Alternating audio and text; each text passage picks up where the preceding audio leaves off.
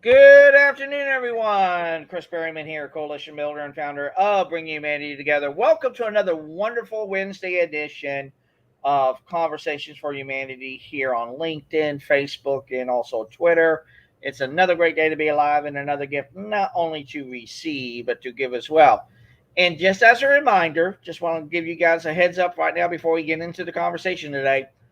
We have a massive turnout for our first community event come tomorrow. We are just so humbled and honored that everyone who's going to be there tomorrow is going to be really engaged and really inspired by what we're going to present tomorrow from that great Julie Ardar video that really set this all off in motion and everything like that. So if you like to join us in that event, please message me or message Jody, and we will love to send you that information to join us. It's going to be at 3 o'clock tomorrow via Zoom. We still have spots available, so please come in and enjoy the conversation because it's about conversations for curiosity, and we want to have that. So, again, welcome everyone to the Bringing Humanity Together live stream. This is one of 3 open forums under the Bringing Humanity Together umbrella where people can discuss topics related to the workplace and humanity in the workplace in a very positive and constructive way.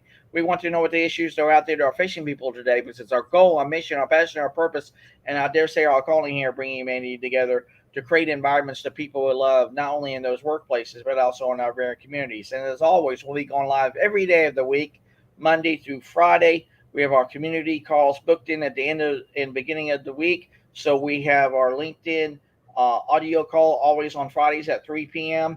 And then our meet and greet community call on Google Meet on Monday at 3 o'clock too as well. And then we go live every other day of the week, Tuesday, Wednesday, and Thursday, all at 2:45.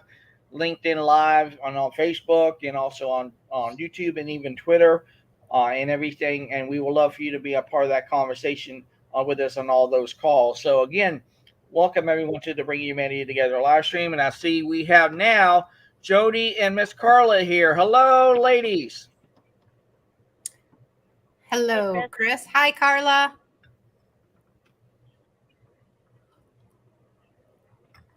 How you doing today, Carla?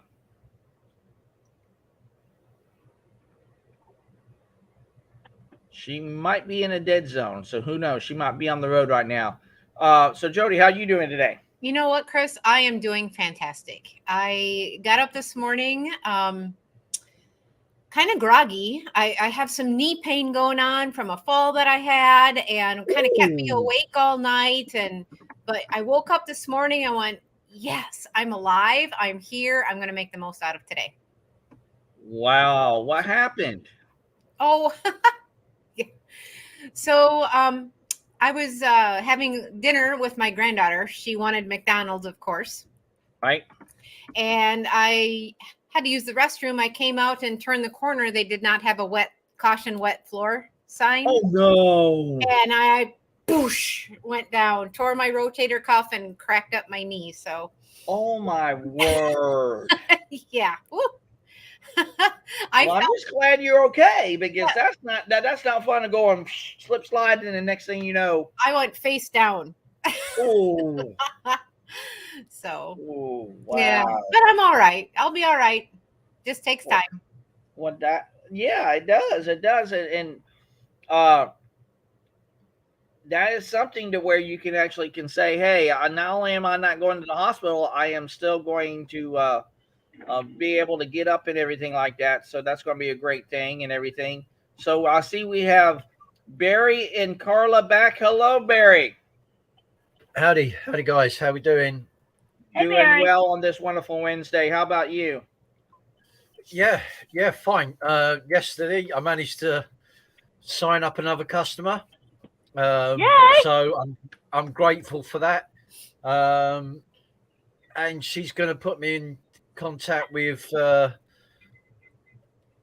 or 3 people within her organisation that I can possibly get some feeds from that way as well. So that could be another 2 customers in the next 2 weeks. That's how you spread the word. One a week, and it's still I become next ladder up from QD start. I become SQD, which means, and I've got 4 partners that I'm mentoring as well. If I get another partner, I've got a 5 front line, and I only need one of those to become QD. So they need 2 more customers, and I become SQD overnight. Wow, that's So amazing, I'm Barry. super excited. Super excited. As you should be, is Barry. That's great. awesome. Yeah, and I think some of my intellect and some of my enthusiasm is being gleaned from you guys, and I can't thank you enough for that. Because the positivity that I get back from me being me on here with you has lifted not only if Kimberly or the other one was on, she said it'd be your spiritual vibration would be off the scale. Yes. Well, guess what? Makes a huge difference. Your positivity makes a huge difference in how you present yourself to people. Sorry, Carla, go again. I said your positivity goes a long way in how you present yourself to people. Yeah, for sure. Yep. Sure. You know, when you always think positively, and that's not to say that negative things don't happen in this world, but we figure out how we can deal with it and stay positive, you actually enjoy it, and you don't want to be negative. No, I've had far too much negativity and far too much depression, anxiety, not meeting other people's expectations, feeling like I'm a failure to my own family, feeling that I've been downtrodden. Opinions are like noses. To keep it clean, Barry, opinions are like noses. Everyone has one. Yes, okay? For sure. You are only you. You cannot compare yourself to anybody else because you are unique in and of yourself. And that's a superpower. It's taken me a long long who you are and being the positive person that you want to be or choose to be every day, that's a superpower. That it is. Well, it is. I've already got that power, as you know. If you put your hands to the screen, you will feel the warmth of my hands. There you go. Seconds. There you go. There you go. You can feel the warmth because I can straight away. As soon as I start to do that, I can feel it being transmitted. That's 4,000 miles away through kinesis, through power of thought, through positivity. Yep, that energy it's real. It is real. And hello, Mary. Thank you for joining us today. Please, if you'd like to join into the conversation, let me send you the link straight away so you can join into the conversation today. So, Carla, how are you doing today? I'm good. Of course, I'm driving again. Well, how was Dad today? Dad was okay today. We managed to go get a haircut and took him out to the lunch and took him to the grocery store. So he's a happy camper. We paid some bills for him, and he's a happy camper today. Okay. Is this your father or? Yes, my dad. He's 89 and he has dementia. Okay. That's like if we have a conversation 5 minutes from now, he won't remember the conversation. No, I know, and it's such a. I think it's such a vicious disease of the mind as the mind gets older. Yeah, it is. I think it's vile. If there is a God up there, why would he allow that? Yeah. From your loved ones? Why would he allow that? Why would he allow kids to go blind? Why would he allow famine? Why would he allow this? Yeah. It makes you question your faith. No, I don't question my faith. I look at it as there's a reason behind it. I just don't understand the big picture yet. It's not for us to understand yet. There you go.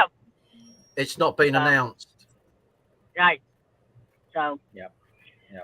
I just try to make his final years, however many those are going to be, the best that they can for him and help him out when I can. And I know It's frustrating for him. And, he doesn't have concept of time. And, he's told me five times today that he hopes that we can go to the doctor to see about his knee. And I remind him that he went almost 2 weeks ago, and it'll take time, and he doesn't remember it. So, you know, you just gotta kind of put those things on rewind, and it is what it is. And I look at it that God put me in this position to where I could be there for him. Mm-hmm. Yeah. Because right now I would be leaving a full-time job. Is it degenerative? Oh yeah, it's not going to get any better. I mean, the medication he's on can possibly slow it down, but it's not necessarily slowing it down. No. He was diagnosed a year ago. I'm sure he had it before then, but he was officially diagnosed a year ago. So. Yeah. Yeah. So anyway, we do our best to make life happy for him and make life comfortable for him, and take each day as it comes. You know. Can he take you back to stories of bouncing him on you bouncing on his knee? Oh yeah. I mean, he remembers a lot of stories, and yes, we hear the stories over and over and over again. But if that's the only thing that he can really remember, and then not what happened five minutes ago, you know, cherish that. You got to cherish that. Because at least they have control over that, you know. Yeah. So. And it sometimes makes no sense that the brain can recoup and bring it forward, yet it can't remember 2 statements from 30 seconds ago. Yeah. How can that be? I don't know. It's a dewiring or a fracture between either the cerebral cortex or the cerebral oblongata or something, which is one of the brain. Neuro is not one of my strong suits. So, you know, part of it's probably aging. He's 89 years old, you know. Why there's some people that are celebrating 100 and they're as sharp as a tack, I don't know. You know, I think a lot of it has to do with, you know, how you treat your body. So, and, you know, you can't make up for 89 years of abuse. No. So you just got to kind of roll with it and encourage healthy eating, and there's no medals for living on 5 hours of sleep, you know, that kind of thing. So no, absolutely not. You know, my dad passed away before his dad went, so I had nothing in the legacy to cling on to. When Dad passed away in 2011, and then George, his father, passed away in 2012. And then my mum passed away October 21. I've got nothing in the structure or hierarchy of the family. It's just me and the dog and my girlfriend and how I build my life forward now. Oh gosh, yeah. Well, sadly, we're all going to pass away from this earth one day. So I just want a legacy. That's what my why is. There you go. The legacy for my family. I want that headstone. Up in the church. There you go. Yeah. And I will achieve it. Yeah. There you go. Love that positivity. How are you doing today, Chris? Oh, I'm doing great. It was somewhat of an easy day today.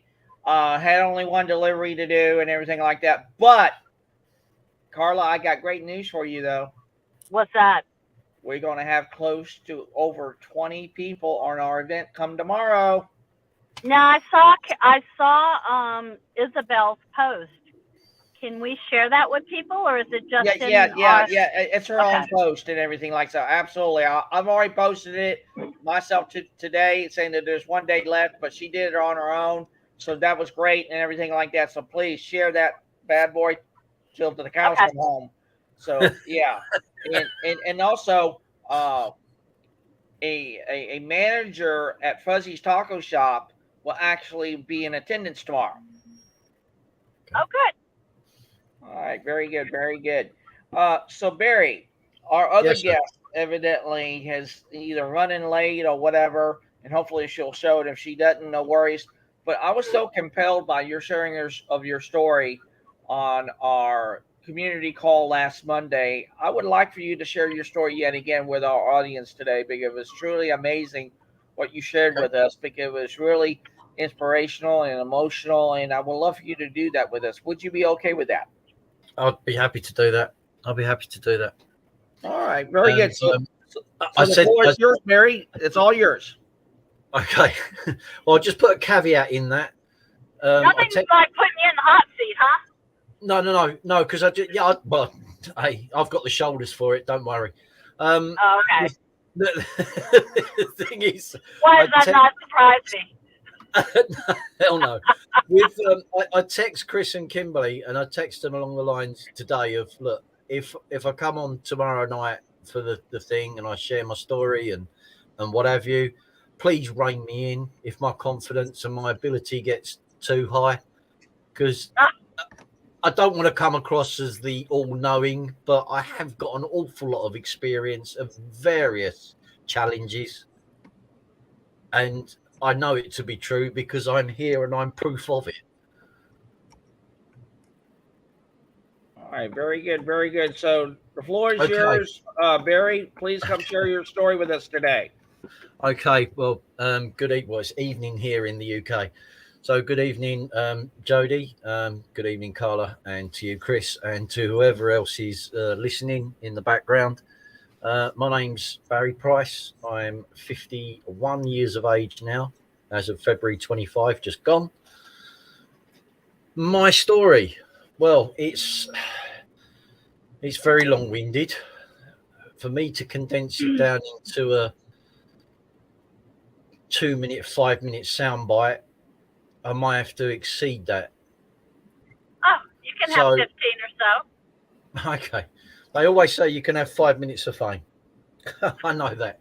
I've already had that. Sung on a cruise ship in front of 2,000 people in one competition. So, but the thing is, my story comes out of pain and tragedy and loss and regrowth and rebirth, basically. Now, when I was only 6 years of age, we all know that between 1 and 7 is part of what they call your informative years. I lost my sister. She was only 12. She got run over. I came back from school and the police car was outside the front. Something told me something wasn't right somewhere. I came in and Mum was in the lounge with the WPC.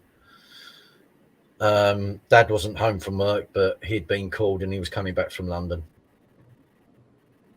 10, 15, 20 minutes later, my cousins turned up, Diane and Colin. That's my dad's sister and husband.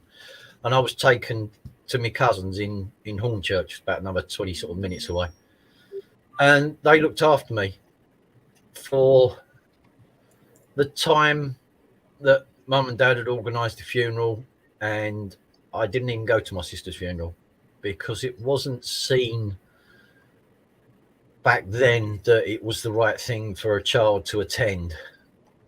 So when I came back home from after being at my cousin's, the first thing was, where's Melanie? And Mum and Dad said she's gone, she's been taken from us. And I said, you know, why? She goes, she's gone, Barry. She died. I had to accept that. It caused me to have some psychological issues growing up. I know I stuttered for a while and I went to a child psychologist. As later on it progressed, when I was sort of about 13 or 14, I was at the doctor's and I was on Prothiodan for the last year and a half of my senior school. And I can remember the conversation with Dr. Coburn and my mum, and he said, Barry's grieving. The voices in his head are his all well powerful subconscious. He knows something's wrong. And my dad came into the room and he said, oh, it's just a load of mumbo jumbo. He doesn't know what he's talking about. He's only a child, mumbo jumbo, this, blah, blah, blah. And the doctor said, Brian, outside. Go outside. And Dr. Coburn agreed with Mum that that's what it was. It was grief. Shortly after that, I lost my Mum's dad, Popper, he passed away from angina and then pneumonia.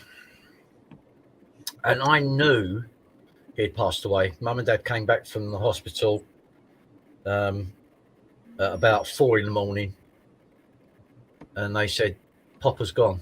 I said, I know. And they said, how did you know? I said, he came and sat on the end of the bed. This was my bedroom, by the way, back in the day.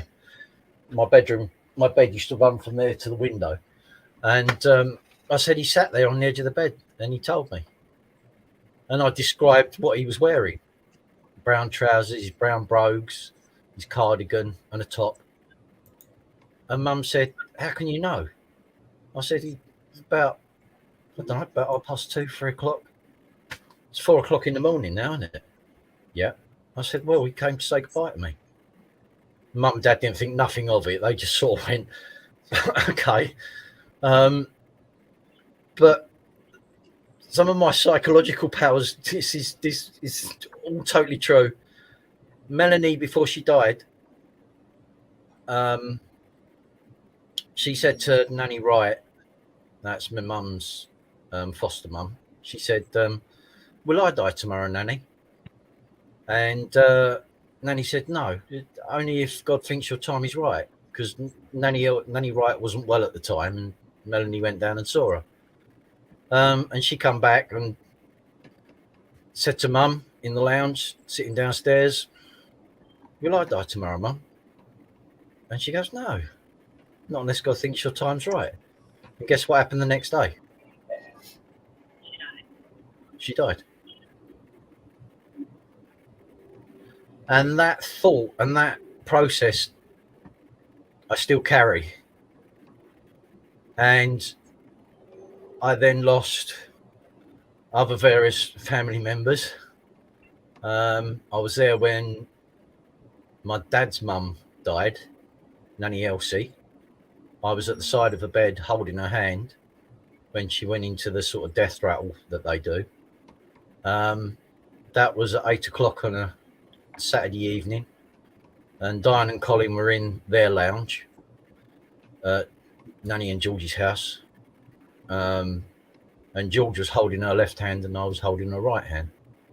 And she passed peacefully at 8 o'clock that evening. And I just walked back into the lounge and said, you got to phone the coroner and the doctor. And she's gone. She's gone at 8 o'clock. Calm as anything. And a few years later, obviously, there were some things that happened in the family. Another tragedy. And I had a breakdown whilst I was at work. I'm now in my late sort of 30s. I've got my own house over in Grays, about 10 minutes away. And I didn't sleep for 42 nights. I spent one night strapped to a bed at the local CMTH unit in Basildon Hospital on lorazepam. Next morning I woke up, the doctors came round and they said, you're fine, you can go home. I went home, I was completely lost. I didn't have any answers, and I nearly took my own life. And it was only like an inner thought that when I'd taken certain tablets that I just dialed 999, phoned for an ambulance. And I was talking to the lady paramedic, and she said to me, can you just do your pulse and just count it for me? And I counted for about 15 seconds, and it was something like nearly 35, 40. She said to me, any moment now, Barry, you're going to pass out. And I did. I went straight down the banister on the phone, and I could hear the ambulance coming down the road. And I had a massive anxiety and panic attack. And I thought I was dying.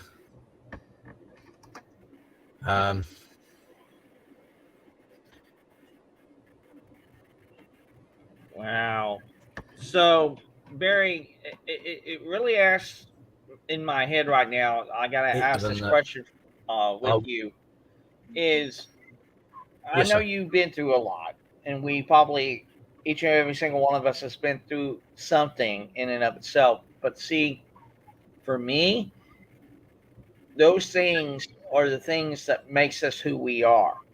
So, in that context, I got to ask you, Barry, do you take those things that's happened for you, not to you, but happened for you, and really have come out better on the other side because you know it's something that's really going to make you who you are, and you can't be defined of what you did not do or what you should have done or whatever? How does that play out in the way that you really journeyed yourself to right here, right now? How has that played out for you? Do you take it as a net positive versus a net negative?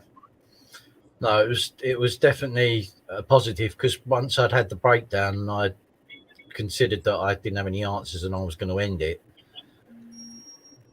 I came back to mum and dad's and I was rebuilding my life, and I was playing a computer game one night, WGT Golf, and the guy that I was playing with, Don Marsden from North Carolina or South Carolina, he said to me, "I know you're troubled, Barry. I just want you to do something for me tonight." He said, "I want you to go upstairs just before you go to bed. Doesn't matter if you kneel or just lay in there, just shut your eyes and say, 'Come unto me, all who are heavy and laden, and I will give you rest.'" And I did it just subconsciously. I didn't verbalize it out loud or anything. But the next morning I woke up and there was a different feeling in my head. There was a different aura, a different strength. And I started to get better. And I started to get better really quickly. And then shortly after me getting stronger, I realised that Dad wasn't going to come back off of this holiday, because I've got to drive his Jaguar up to Heathrow, which was his pride and joy. And he said to me when I got the cases out of the boot, he said to me, "I love you." And that's the only time I've ever heard him say that. And I drove the car back, and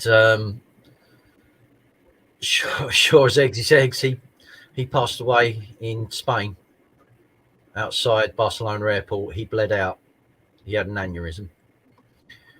And Mum came home, picked her up from the airport. My godfather at the time, he's Sir Graham Bright, he spoke to the Spanish consulate, and within a week my dad's body was flown back to the UK. I was still recovering from the breakdown, but I was strong enough to be able to deal with that. And I got stronger and stronger. And then up until 2021 in October, Mum went into hospital. She didn't come out. And in her last 6 days of her life, she had a stroke. So she couldn't even tell me she loved me or hold me. So out of all that pain and tragedy, I rebuilt my life to such an extent where I have almost like an internal power, and you guys have felt it, and I've projected that to you. And I just hope that my parents are proud of me.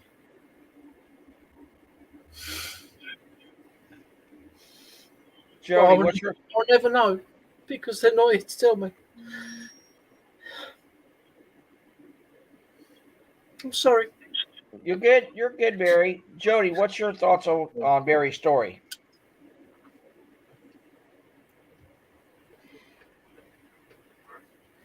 I just need to take a breath. So I think it is truly amazing, Barry, that you made it through and you are here with us today. That shows how much strength and courage and honor you have. And there is no doubt in my mind that your parents are more than proud of you. because of who you are right at this moment. I'm proud of you, and I don't even know you very well, Barry. Thank you, ma'am. I just applaud you for going through the hard stuff and making it through, pushing through. Congratulations. I'm proud of you. That's what's coming up for me right now. I couldn't be more proud to know you, Barry. Thank you so much. Yeah. Hello, James. How you doing today, sir? Very well, thank you. How are you? Doing well. Any snow left the premises yet, or you still have snow? Still got snow. Wow. We have 8 inches coming in Wisconsin again tomorrow night and Friday. Oh, another 8 inches every weekend. We get a snowstorm. Oh, joy. Yeah. Believe it or not, in the UK, we had a couple of flurries this morning, but it's so damp and wet out there that it wouldn't settle anyway. But we're down to 2 degrees again. Wow. Yeah, 2 or 3 weeks ago, we were up in the 60s, 68. I didn't have to have the heating on or anything, but now it's down to 2, and then this morning it was -1 because I was having to scrape the windows. Wow, that's amazing. So, Carla, what's your thoughts on Mary's story? Well, I'm just sitting here going, wow. And it's just so amazing that you could even tell your story. And like Jody said, she would, I would echo what she was saying, that, I'm sure your parents are proud of you. We're all proud of you for being able to sit there and even tell your story, It's a lot of hardship. It's a lot of inner work that you have to do to get through that. I say it from a place of gratitude. I say it from a place of gratitude. So many times a lot of people would have just thrown up their hands and given up, but you didn't. Luckily, you learned about gratitude and how it can affect your life and how it can turn your life around, and also positivity and realizing that sadly we're all going to leave this earth. When I think about your mom, and made me remember my mom, and not to compare stories or outdo stories or anything, but she died in 2008. She had cancer for 10 years of different types, and a month before she died, she had a clear PET scan, and then it came back with a vengeance. And she told me at 2:00 in the morning, while I was, holding her and half sleeping with her, that she said, "I just can't do it anymore." Yeah. I'm a firm believer that people know when it's their time to die, and that will always live with me. But that's when I realized that our parents are going to die one day. Sadly, there are people that lose brothers and sisters. I cannot imagine being a parent and losing a child. No, that's got to be the worst pain in the world ever. Regardless of where you come from. When I think about my mom, and when I think of other people that I know that have passed away because of aggressive cancer or different things like that, you think about quality of life. And as much as hard as it is for us because we miss them, imagine having stage 4 cancer and knowing that you're terminal and knowing that one day you're going to pass away. Imagine trying to go to sleep at night wondering whether you're going to wake up the next day or not. Yeah. So to me, regardless of how difficult it is for me, for the person that's dying, it's got to be extra hard. Even more so hard than I could even begin to imagine. So that kind of helps me deal with it and realize that we're all just passing through in this life. And it's grief is an individual journey. I don't care what doctors, what psychiatrists tell you. Grief is an individual journey. You take it at your own pace. You take it with your own pain. You take it with your own thoughts, because it's no one else's. Yeah, different people handle it differently. you have to own that, and you have to own that, and then you have to forgive yourself for being in that pain. And once you can forgive yourself, you can move forward. Yeah, you have to work through it, and there are stages of grief that you go through. For sure. And you go through each stage differently. This is only the second or third time I've actually had an emotional response to hearing my own words. Yeah. And I think that's extremely powerful. Yeah, when my mom died in 2008, I kept it together. I took care of family, helped my dad, all this other kind of stuff. And then about a month later, I broke my ankle and was literally laying in bed one day, and I just fell apart, you know? And so everybody's different, you know? Everybody is different.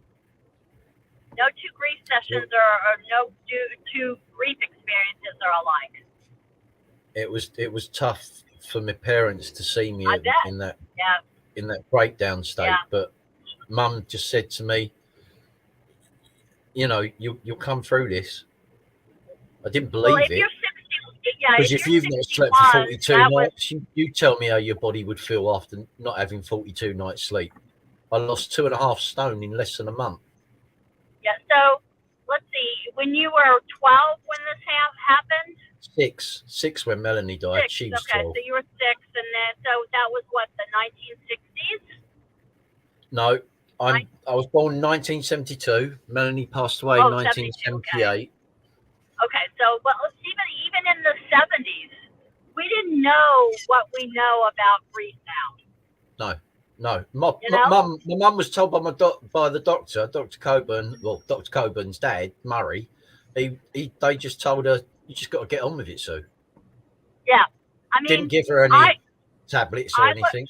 I learned about the stages of grief with Kubler-Ross back in the late 70s, and it was new back then. Yeah, you know, sure. People didn't know how to deal with grief back then. But then I've suffered with mental health since about the age of 6. Yeah. I've had the voices in the head. I've had visitations. I've seen things. I've experienced things that has led me to where I am today. So I'll go to you, James. What's your thoughts on Barry's story? Well, first of all, I'm going to tell you this much, Barry. Yes, sir. You are a strength of energy far beyond what you can imagine. Your energy is 10 times more powerful than what you realize. Okay? Now, I can tell you for a fact that you are going to be visited by dragonflies this year. Those dragonflies are your energy. And you need to call on that. Call on that energy. Don't be afraid to say it aloud or in your head or whatever, but call upon that energy. Okay, here's a prime example of that. Buffalo is my energy. I am very, very closely related to Buffalo. And everything around us is a teacher. Mm-hmm. Whether we choose to believe that or not, it is the energy that we put off that we get in. And just the fact that you shared your story shows that you have courage. Thank you. It shows that Wolf is very, very closely related to you. Wolf is teacher. It shows us that no matter what we go through, we have the ability to teach others what we have. And, our ego and our inner child tries to keep us small. Mm-hmm. It tries everything it can in its power to keep us small.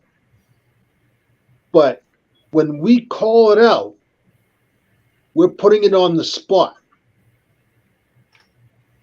And Isabel Zimmerman was the one that taught me that. Okay. Mm-hmm. And I very strongly recommend that you get a hold of her because she can help you out a lot, just like she's helped me. And you turned your powers or your talents to poetry and music, you said. Yes. Yes, I'm a poet of 20 years this year. Okay. And my words tell a story. Uh-huh. They don't just rhyme and, don't get me wrong, Dr. Seuss is a great poet and everything, but my poetry goes deep. Okay. Okay? So It colours goes a background, really, gives you a background, gives you a forward, gives you a foreground, gives you an answer.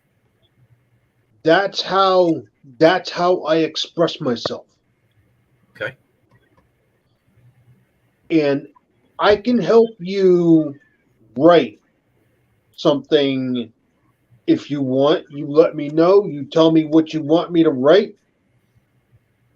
And what I do is I use the power of meditational music to manifest the words.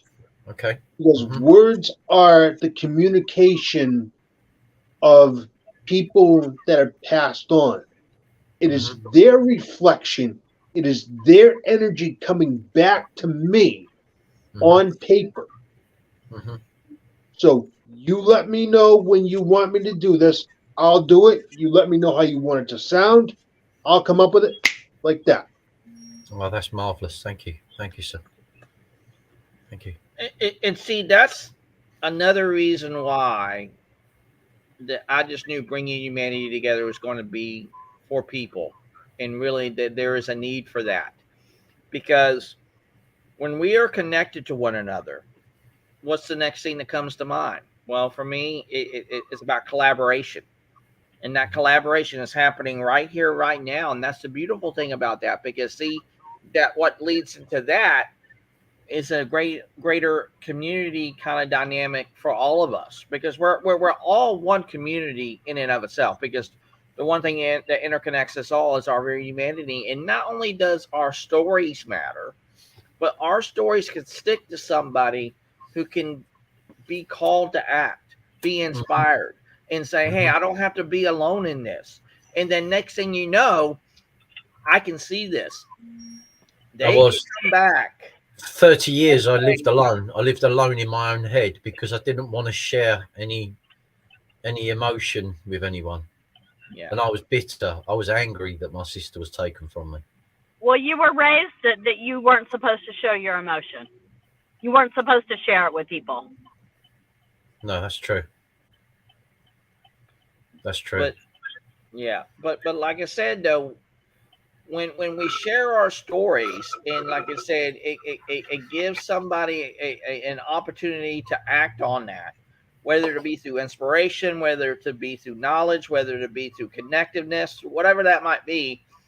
Then maybe, let's say 10, 15 years from now, or even 10 months from now, whatever that might be, they can come back and say, hey, I saw Barry, or I saw Carla, I saw Jody, I saw James or Isabel on YouTube or on LinkedIn Live, and your story was so compelling, I wanted to know more.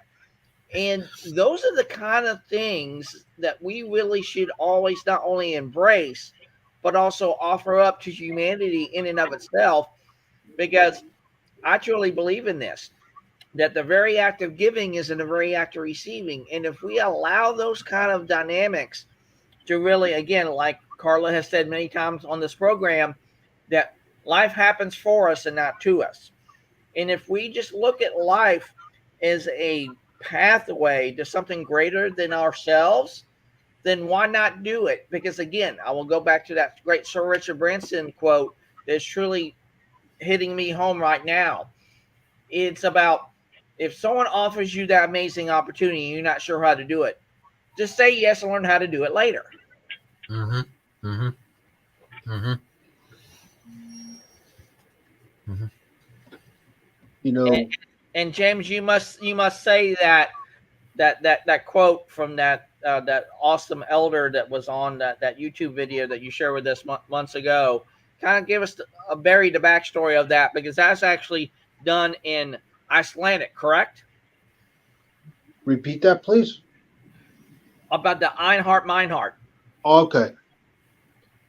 So this is a very deep, meaningful expression. There is a indigenous elder that I follow on YouTube named Kenneth Littlehawk. And he and his wife went to the Netherlands, and he wanted to learn how to say something that would mean something to the people. And he saw a group of people learned how to say it. And what he said stuck to me like glue. Mm-hmm. And that saying goes, Dein Hart, mein Hart, ein Hart.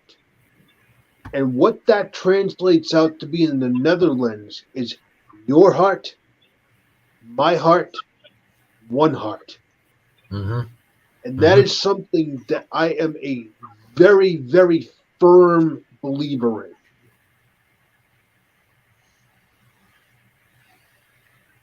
And that is amazing that has now brought into the conversation today, James, because again, it goes right to our story with Barry today and his story. Because when you think about it, we all of one heart, we're all of one mind, we're all of one Spirit. common vision and mission and purpose. And see, but the beautiful thing about that though is, not only can our purpose be rooted in something in commonality, but we can take our purpose and make it so unique not only to ourselves, but make it so unique to others that they see what we see, and then maybe we can see what they see, or even this, that where I can believe what you believe, and then in turn you can believe what I believe. Now, granted, we're not going to get to that point of the kind of kumbaya, going back to the 50s and 60s and going to Woodstock and, beating a sacred drum and all that. People are just going to really recognize that we can be it's like what Kimberly said on this program many times before, that we can have that alignment with people, but we don't have to be in agreement with them and everything like that. And I truly believe in that and everything like that. And I see we have Dave here with us today. Hello, Dave. Hello. Sorry, I am late. I kind of booked myself for a call, and I'm going to apologize thoroughly, Chris. I told you I was going to be here. I made it, though, but I still apologize for being late. Well, I'm glad that you're here, Dave, and me and you are just, I can't wait for us to have a call pretty soon ourselves, because you're just amazing on that audio call that we had the other day. But I'm glad that you're here. But Dave, I got to ask you, because Barry was sharing his story today on Conversations for Humanity. I got to ask you this, Dave. Do you believe not only that stories matter, but can those stories stick to us and give us a place to not only be called to act, but also be able to, again, like I truly believe, Dave, that the very act of giving is in the very act of receiving. What say you, Dave? I say I like your gator hat, and I love what I'm a Buckeye, but I love Florida. But we won't hold that against you. No, I love the way Florida's ran. I'll just say that. I'll say, yeah, I can't wait to get my story out there. My story has led me to what I feel is an awakening. All I know is I want to give, and I I don't know. I guess I'll talk about money. Money changed me in a bad way. I wasn't making a ton of money, but I was living comfortably. But I was keeping up with the Joneses. Mm-hmm. Kind of hit I'll just say it was a rough spot in life, and it's awakened me to what I want to, what I feel is a purpose. And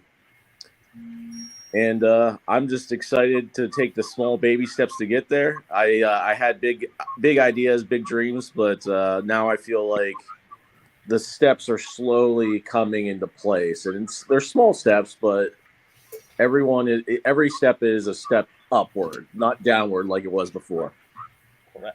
But think about Dave, and I'm glad you brought that to the table today in our conversation with Barry's story in tow and what you just shared there.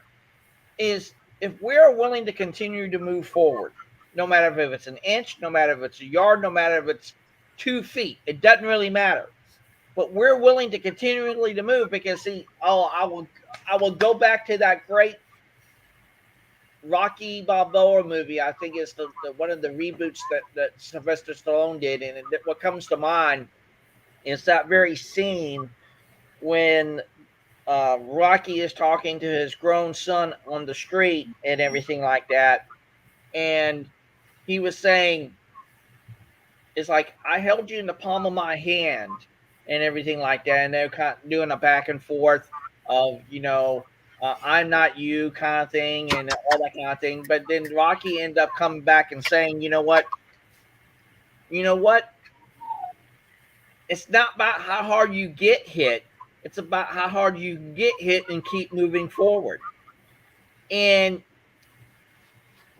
when I saw that again a few years ago, that just really struck me because in that very sequence of conversation between Rocky and his son in the film, he kind of prefaces it in one of the conversations that he had with his son. It's like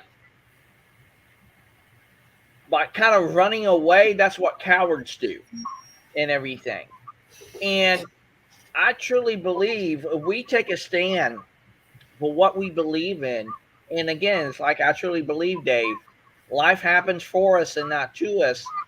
It can really open up our eyes to a much larger world that we can't even possibly imagine, not only through the power of positivity, but the power of possibility, opportunity, connectedness that will lead in collaboration, that will lead into community. What's your take on that, Dave? Well, first of all, I'll plug where I'm from, Youngstown, Ohio. We have great boxers in Youngstown, Ohio. Dave, you there? Yeah, can you hear me? I think we Not quite. Move Hello? your mic. Go again. Can you hear me? That's No, better. You're good, Dave. All right, I apologize. I'm on my iPhone. First off, I'll plug Youngstown, Ohio. We have great boxers here. We had the middleweight champion, Pavlik. That is a great scene. I'm a movie buff. I can name the actor that plays the son, and that scene very much sticks with me as well. I never had that, though, coming from a father. I'll say my father worked in the steel mill for over 40 plus years. He knows nothing else. And so when I ventured out to Salt Lake City, kind of joined the corporate business world and came back, I'm going to be honest, I developed projects for the biggest companies in the world, solar projects. And I'm actually not speaking. My father won't speak to me right now because he doesn't approve of what I'm doing. But I'll be honest, when I was in college, my first year, my father took out $9,000 out of his retirement. And I still haven't, I haven't paid him back to this day. But because of that, my father, he feels, since I'm not working in the steel mills 60 hours a week like he does, my father feels like I haven't done anything with my life, even though I honestly have developed solar projects. But I feel like that's just that's all my father, that's what my father equates to working in a steel mill, working 60 hours a week. Like that's work to him. And he doesn't, it's been frustrating trying to talk to my father. Like he doesn't understand value. Like there's more to value than just money. Like there's value in conversation, there's value in relationships. And I love my father. He was a great provider, but it's frustrating. It's frustrating trying to talk to him because he's just not a good communicator. I'm not trying to crap all over my father. He's made me the person I am today, but it's just frustrating trying to have a conversation with him about what I'm trying to accomplish because it doesn't involve, busting my back. Yeah, that comes out of Dave. That comes out of a positioning of your father was conditioned into the hard labor. You got to get it done. Got to provide for my family. There isn't another way that I can make this my own. And you've obviously got that. You've gone out and broke the mold. You've tried something different. He doesn't like it because it doesn't match where he is. So your opposition is painful to him. But in time, if you allow him that space, he will align with you, and he should be able to see that you're your own individual, you're your own path, and you should celebrate that, David. I am. I'm going to be like, I have a lot of family that's been conditioned that way. Like I said, that's what makes the Youngstown area so special. It's literally considered one of the most, if not the most depressed area in the U.S. And I've been just nothing but positive, and I'm blowing people's minds. Like people think I'm crazy. I'll just say that. And it's kind of like, until I actually make it, I'm in the process of a very what I think is going to be a prosperous job for myself.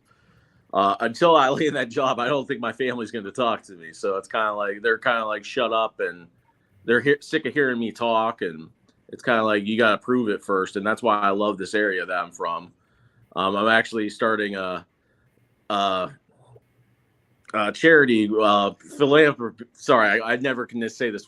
Philanthropic organization called Youngstown Saves the World. But I'm telling people what I'm trying to do, and I've lost family members, friends, and it's okay. Like, I'm still happy. It's not going to stop me from what I want to do because I know my heart's pure. Don't let your past shape your future. Do not let your past shape your future. I'm using my past to propel my future, though. Like I said, Youngstown's considered one of the most depressed areas. It blows my mind because I had the most fun here. I love Salt. Okay. I was in Salt Lake City. I had a blast there.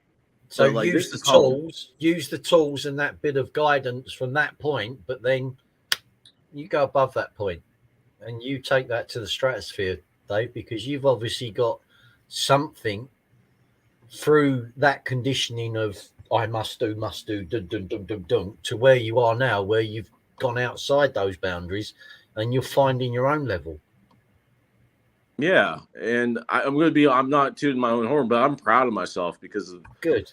Yeah, I had to get away. Youngstown will always be home. Ohio will always be home, but I had to leave.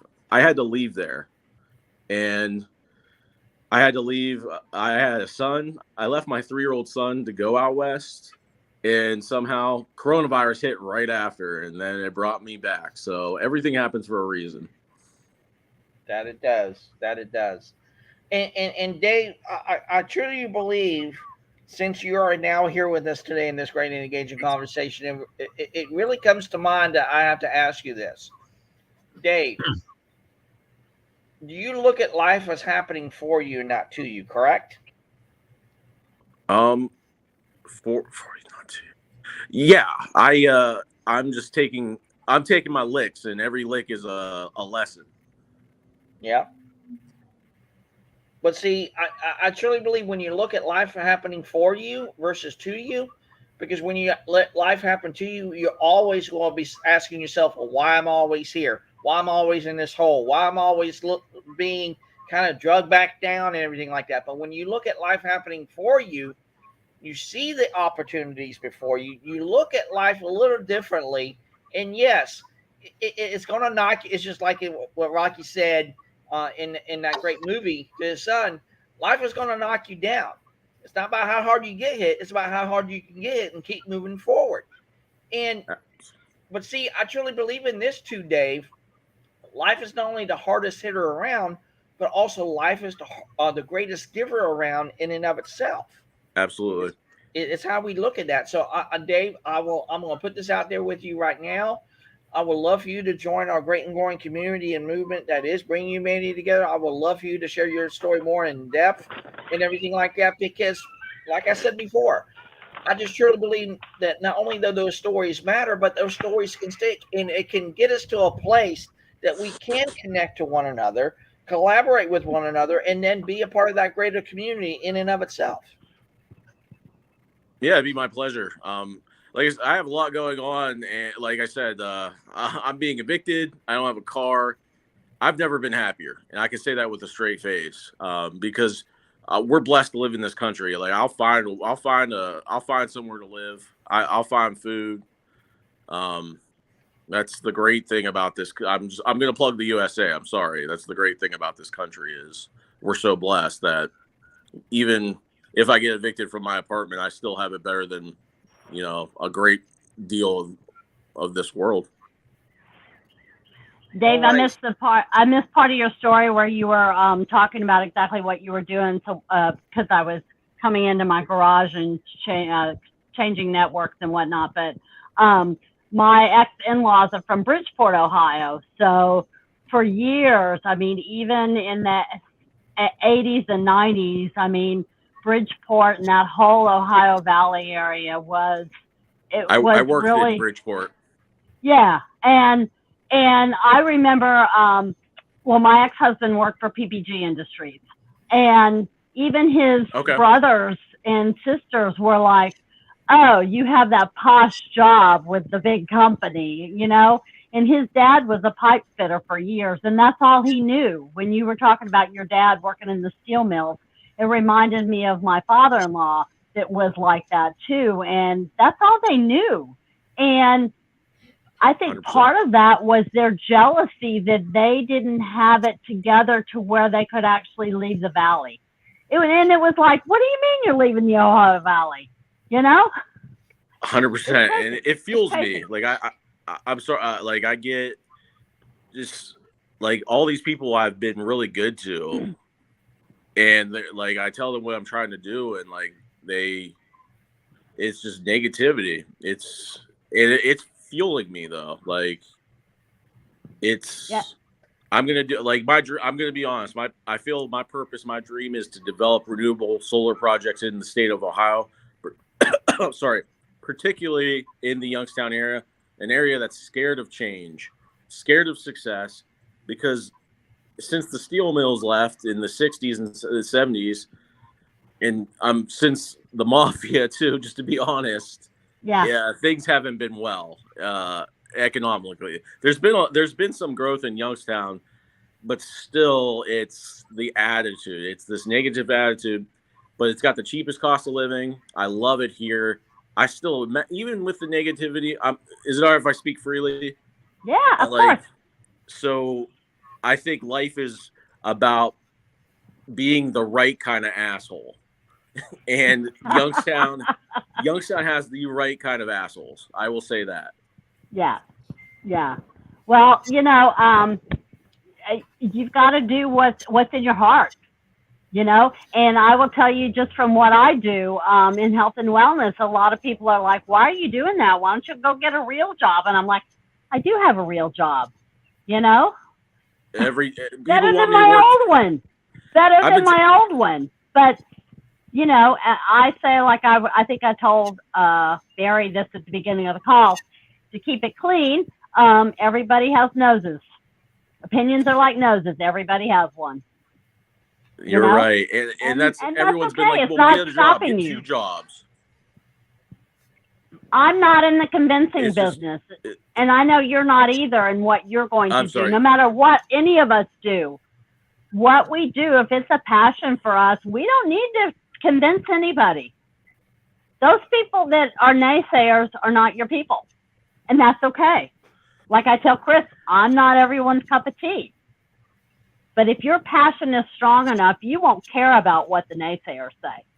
You're not going to let them stop you. It stinks though, because I do care, because I love these people, and it's going to be hard when I do make it. because I feel like they're going to come out of the woodwork, and it's like, in my heart, I'm going to forgive them. I know I am, because I love them, because they're conditioned.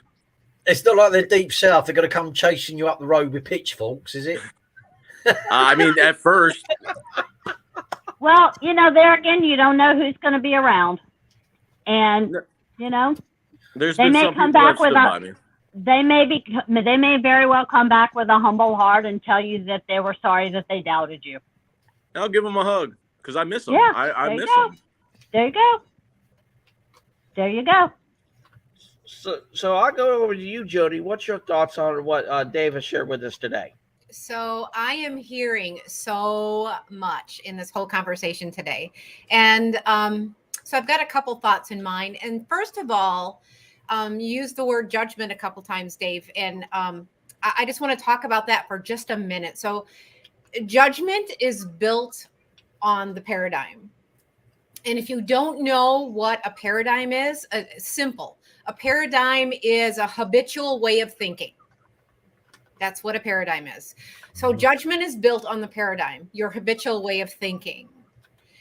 And that habitual way of thinking, or that paradigm, is a reflection of your innermost beliefs. And I bring that up because I think it's so important for us to realize and understand and reflect that when we're not on the same page as someone else, or maybe we're not on the same page as where we want to be, is that whatever thought you have at the top of your mind, that thought is going to sink into your subconscious mind, and that's going to become your belief, whether it's right or wrong. Sorry, you're getting me pumped up. Happy National International Women's Day. I'm sorry I did not say that. Thank you for all that you do. Yeah, absolutely. So then when your thought becomes your belief, your paradigm is in your subconscious mind, that paradigm is going to cause you to act. So whatever you're thinking, whatever you're believing is going to cause you to act, and that action is going to give you your results. Yep. So think about your dad and what his thought is. You've got to work in the iron mill. You've got to work you got to work that hard. You got to kill yourself to make a living. He believes that, which is going to cause him to act and to do that job. And his result is, I'm tired. I don't have much left. The irony of being an iron worker that he is the day after I graduated, literally the day after commencement, I worked in his steel mill. And he did that because he didn't want me to work in the steel mill all my life. I've been telling him, well, this is, you taught me. Yeah. And he taught me his work ethic, but I will never forget this. I remember him, he always complained about his job. He's worked the same job for over 40 years. But the thing I remember most is he kept telling me he's not smart enough to do anything else. Yeah. That's not my fault. Again, that was his thought, and that's what he believed, and that's what he in his life he kept himself small. That is the cycle of who we are. Our thoughts become our beliefs trigger our actions, and our actions give us the results, and it's going to go around and around and around. And until you get control of your thought or the sentence and what you believe, nothing is going to change. The one thing that you do have control of in this world is your thoughts. That is the one thing that you can control. And your attitude. Your attitude is a reflection of your thought. Yeah. So I'm gonna hold to the fact that the thought is the number one thing. And then I want to go back to Chris. You said it a little bit earlier, and Dave, you brought it in too. You brought up fear just a little bit. And fear is an interesting feeling. Fear is going to cause you to act in ways that you never thought that you might act before. You might not act. So you've got a choice. When you come up against fear, like whether it's the people in Ohio or Barry, when it was you going through your all your mental health and all of that, you've got a choice. You can either I came out the cycle because anxiety and depression just go round and round and round until you jump off the merry-go-round. Yep. And So you decide you want. That's the thing. That fear, you've got a choice. You can hit it head on and push through it, just like you did, Barry. Push through, because when you get on the other side of fear, it's really not so bad. Or the other thing that you can, I laugh in the face of fear now. Yeah. Or a lot of people are too afraid to push through that because they can't see what's on the other side. So they're going to use that fear as an excuse to say, I don't have to deal with that now. See, it's not going to turn out okay. So I'm just not going to deal with that. I'm just going to put that aside. So you can use fear as an excuse too, to not move forward in your life. Mm-hmm. You can either push through and get through to the other side, or you can use it as an excuse to not have to do something. No fear, baby. No fear. I mean, no, I'm human, so there's still always going to be that element, but I don't know, that, like, it just, you don't have to wear your pants on the outside. You're not Christopher Reeve.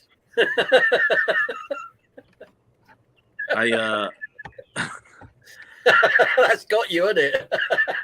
Yeah, no, I'll just say, like, there was something. I had you at hello. There was something inside me brewing for probably since I graduated. Because when I was in high school, I was a football captain. I was popular. I was everyone's friend. And then I don't know. It's like, soon as I had to get into the real world, that's when the anxiety kicked in. Then I joined the corporate world, and holy, it was like sending an email was like, I dreaded it. It was like, am I saying is my grammar right? Am I wording this the right way where someone's going to take it the right way or the wrong way? And then you get bombarded by all the corporate emails. And I hit a breaking point. I'll be honest. I was being promoted to New York City, and I had a nervous breakdown. I honestly, because I couldn't believe it, because I'm going to be on. I'm not going to blame my parents, but I am. I'm a little bit. So, like, I'm honest. Like, my parents are the most negative people I've ever met in my life. And they think because I'm not, I have my own company, but because it's not generating revenue at the moment, they feel like I've done nothing with my life. I was literally being promoted to New York City, had a nervous breakdown, and I haven't had success. I'm not a success to them. And it's okay. It's fuel. I still love them. I just started talking again to my mother. My mother loves in her own way. Like, she brings me food. My mother is I'll put my mother's cooking against anyone. That's the way she loves me. And I love to eat. And I'm done trying to change her, because I will never change her. I can only focus on what I can control. And that's my thoughts. I have a son to provide for. He comes number one.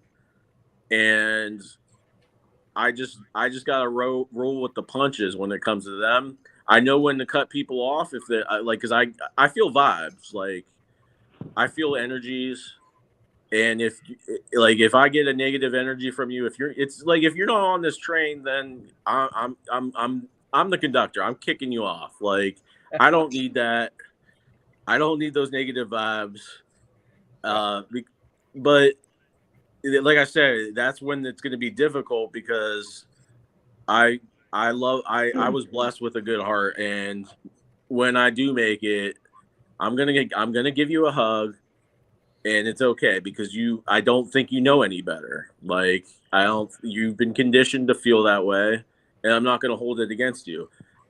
But I'm done saying sorry. I know that. I've said sorry so many times, and it's like, I get yelled at for stuff that they've done and I'm doing currently. Like, it's just, I'm done saying sorry. I know that. Well, I think the parents want to be protective of their children, and that's just kind of their nature, and they don't necessarily do it in the right way. I know when I met my current husband 18 years ago, and we told my parents that we were going to get married, my dad said, is he going to buy half of your house? And I'm like, where did that come from? You know, but that's just kind of the way that they are. And I think when people are mean to you or whatever, you just have to say, please forgive them, for they know not what they do. Yeah. Yes. I think about Jesus. Like, I'm just going to be honest. I think about Jesus on the cross. Exactly what you just said. Like, yeah, you're not your brother's keeper. You're not your brother's keeper, and you can use that with your dad.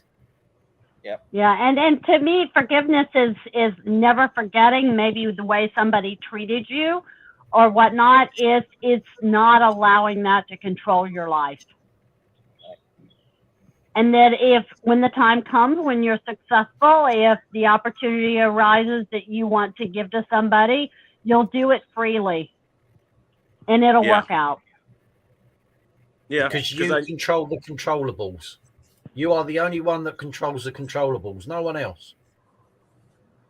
Yeah, I'm gonna be honest. I want to make a lot of money because I want to get to a point where if someone needs money, I'm just gonna give it to them because you know what, you need it more than I do. Mm-hmm. Like that's gonna be the best feeling in the world. Like I want money. I don't want to worry. I want to give all my money away because I can live comfortably, especially in Youngstown, Ohio. Oh yeah. We have 50-cent wing nights now. Those are coming back. Ooh, I'm I coming like a few up. Beers. I have an extra bedroom.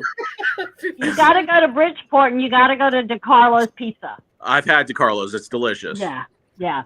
So that's my closing thought. I need to jump on another call. And, but I believe with what Barry said, that you can only control what you can control. And, you know, we have to treat people the way that we want to be treated, and we have to learn how to forgive them. Yep. Absolutely. Well said, Carla. Well said. Yeah. So I will talk to you guys later.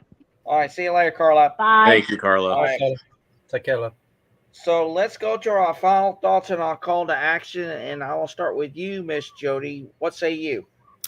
My final thought of today. Wow. We have gone, a full circle.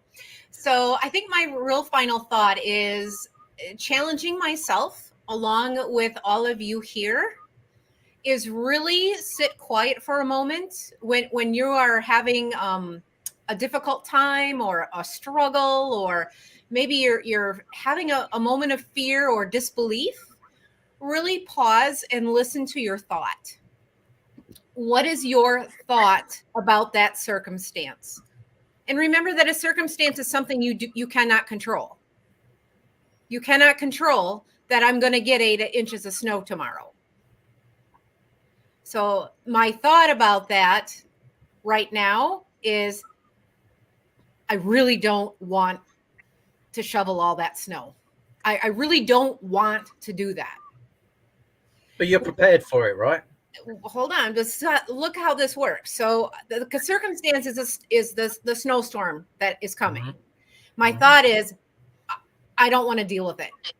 My emotion is dread. It's negative. It's not who Jody is. It's dread. So my action is going to be tomorrow when I have to dig the snowblower out of the garage because the drift will be in front of the garage.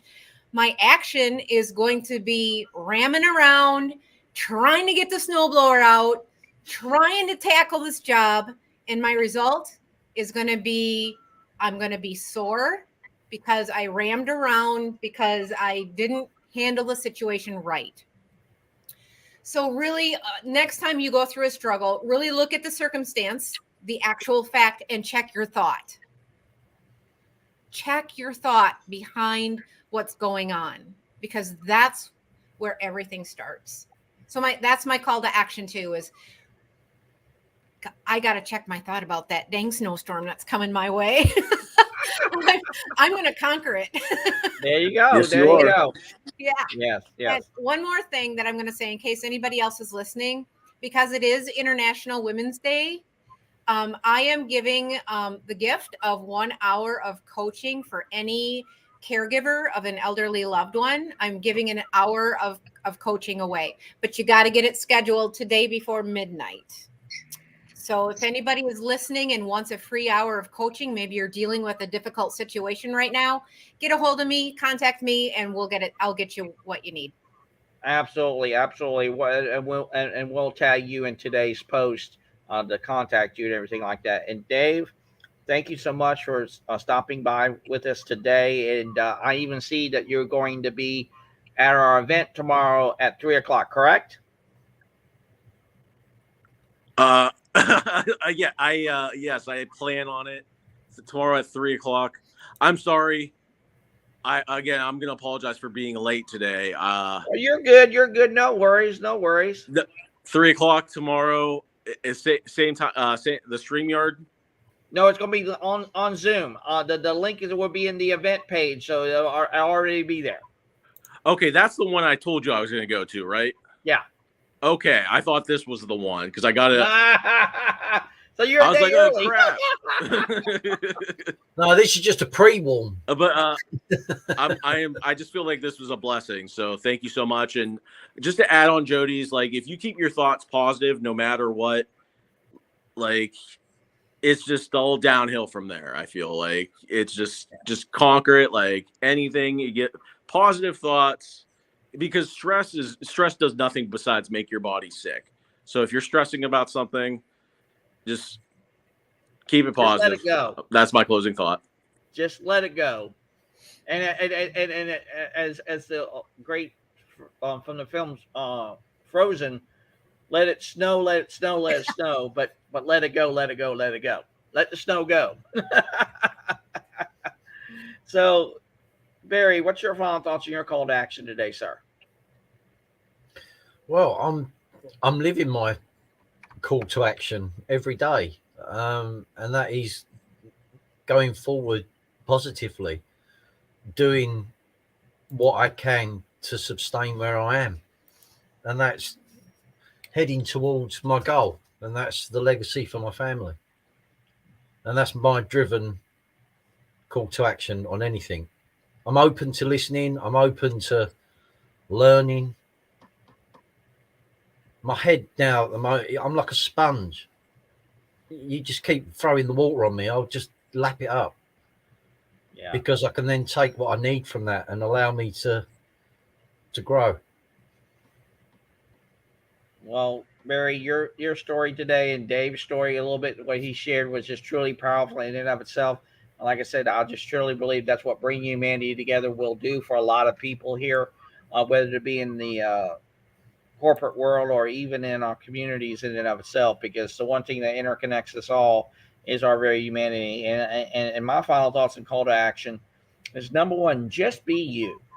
Don't be nobody else. Don't compare yourself to nobody else.